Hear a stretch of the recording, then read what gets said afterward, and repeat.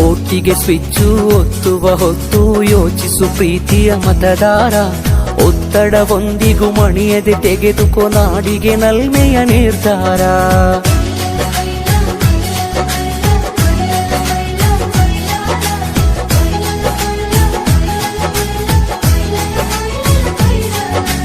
ಒಟ್ಟಿಗೆ ಸ್ವಿಚ್ಚು ಒತ್ತುವ ಹೊತ್ತು ಯೋಚಿಸು ಪ್ರೀತಿಯ ಮತದಾರ. ಒತ್ತಡ ಒಂದಿಗೂ ಮಣಿಯದೆ ತೆಗೆದುಕೋ ನಾಡಿಗೆ ನಲ್ಮೆಯ ನಿರ್ಧಾರ. ಮತದಾನ ನಿಜ ಶ್ರಮದಾನ, ತಿಳಿಯೋಣ ನಾಡ ಉಳಿಸೋಣ, ನವ ಕನಸನು ಬಿತ್ತೋಣ. ಹಣಬಲದ ಮಿಷವನ್ನು ಬಲವಾಗಿಯೇ ತುಳಿಯೋಣ. ಜಾತಿಯಲ್ಲ ವ್ಯಕ್ತಿಯ ನೋಡಿ ವೋಟು ಚಲಾಯಿಸು. ಪಕ್ಷವಲ್ಲ ಪಂಚಾಯತಿಗೆ ಪ್ರಭುವನು ವಾರಿಸು. ಓಟಿಗೆ ಸ್ವಿಚ್ಚು ಒತ್ತುವ ಹೊತ್ತು ಯೋಚಿಸು ಪ್ರೀತಿಯ ಮತದಾರ. ಒತ್ತಡ ಒಂದಿಗೂ ಮಣಿಯದೆ ತೆಗೆದುಕೋ ನಾಡಿಗೆ ನಲ್ಮೆಯ ನಿರ್ಧಾರ.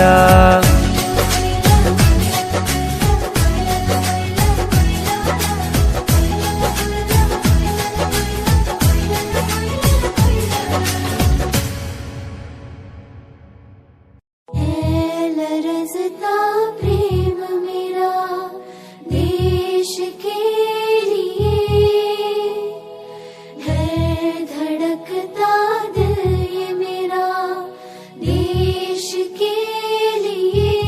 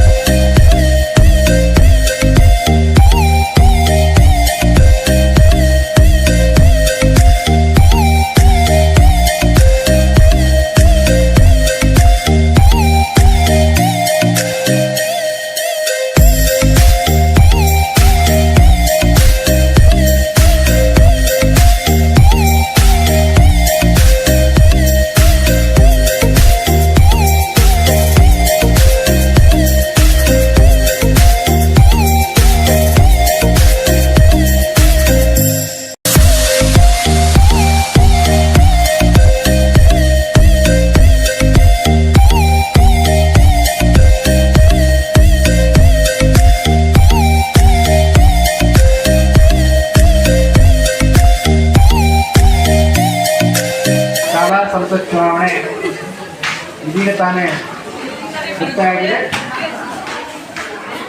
ಪ್ರಧಾನಿ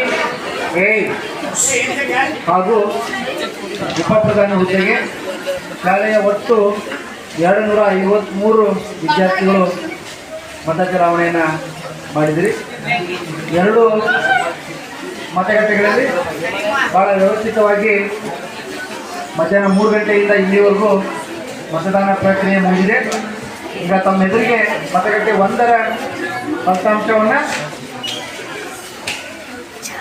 ಘೋಷಿಸಲಾಗುತ್ತೆ. ನಮ್ಮ ಹಿರಿಯ ಶಿಕ್ಷಕರಾದಂಥ ಶ್ರೀಯುತ ಆರ್.ವೈ. ನಾಯಕ್ ಸರ್ ಅವರು ಯಾರ್ಯಾರಿಗೆ ಎಷ್ಟೆಷ್ಟು ಮತಗಳು ಬಿದ್ದಿದ್ದಾವೆ ಅನ್ನೋದನ್ನು ತಿಳಿಸ್ತಾರೆ. ಒಟ್ಟು 4 ಜನ ಅಭ್ಯರ್ಥಿಗಳು ಕಣದಲ್ಲಿರೋದು. 3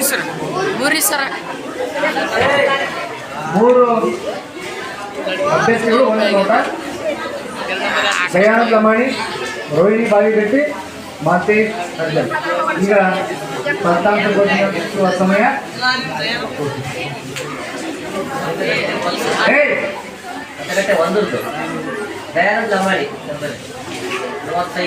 ದಯಾನಂದ ಲಮಾಣಿ ಅವರಿಗೆ ಒಟ್ಟು 35 ಮತಗಳು.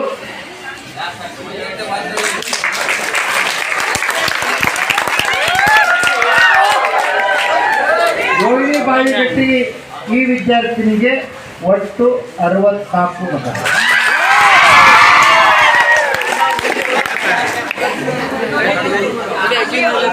ಮಾಲ್ತೇಶ್ ಅರ್ಜನ್ ಈ ವಿದ್ಯಾರ್ಥಿಗೆ ಚಲಾವಣೆಯಾದ ಒಟ್ಟು ಮತಗಳು 33.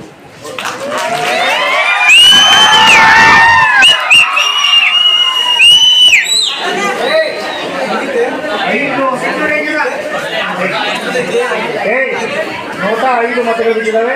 ನೋಟ ಅಂತಂದ್ರೆ ಮೇಲಿನ ಯಾವ ಅಭ್ಯರ್ಥಿಗೂ ಕೂಡ ನಮಗೆ ಸೂಟೇಬಲ್ ಅಲ್ಲ ಅಂತೇಳಿ. ಮೊದಲನೇ ಸುತ್ತಿನ ಮತ ಎಣಿಕೆ ಮುಕ್ತಾಯ ಆಗಿದೆ. ಈ ಒಂದು ಮತ ಎಣಿಕೆಯ ನಂತರ 64 ಮತಗಳನ್ನು ಪಡ್ಕೊಂಡಂಥ ರೋಹಿಣಿ ಬಾವಿಗಟ್ಟಿ ವಿದ್ಯಾರ್ಥಿ ದಯಾನಂದ್ ಲಮಾಣಿಗಿಂತಲೂ ಸುಮಾರು 29 ಮತಗಳನ್ನು ಹೆಚ್ಚಿಗೆ ಪಡ್ಕೊಂಡು ಮುಂದಿದ್ದಾರೆ. 2ನೇ ಸುತ್ತಿನ ಮತ ಎಣಿಕೆ ಈಗ ಆರಂಭ ಆಗಲಿದೆ. ಆ ಮತ ಎಣಿಕೆ ನಂತರ ಪೂರ್ತಿ ಫಲಿತಾಂಶ ಘೋಷಣೆ ಆಗಿದೆ.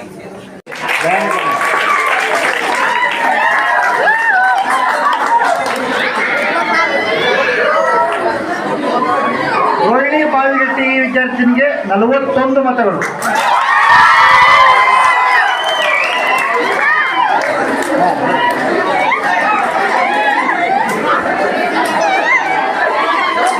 ಮಾತೇಶ್ ಅರ್ಜನ್ ಈ ವಿದ್ಯಾರ್ಥಿ 49 ಮತಗಳನ್ನು ಪಡೆದರು.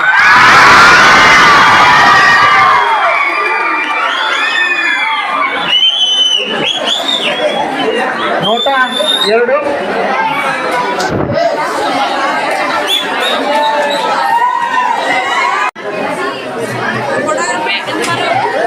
ದಯಾನಂದ ಲಮಾಣಿ ಅವನು ಪಡ್ಕೊಂತ ಒಟ್ಟು ಓಟ್ಗಳು 59.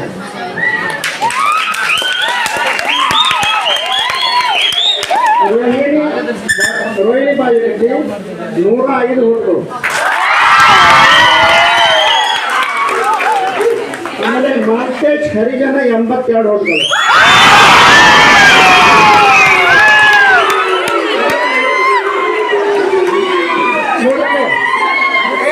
ರೋಹಿಣಿ ಪ್ರಥಮ ಪಂದ್ಯಕ್ಕೆ ಹಾಕಿ ಪ್ರಧಾನಿ ಆದ್ರು. ಇನ್ನು ಉಪ ಪ್ರಧಾನಿ ಮಾಲ್ತೇಶ್ ಹರಿಜನ.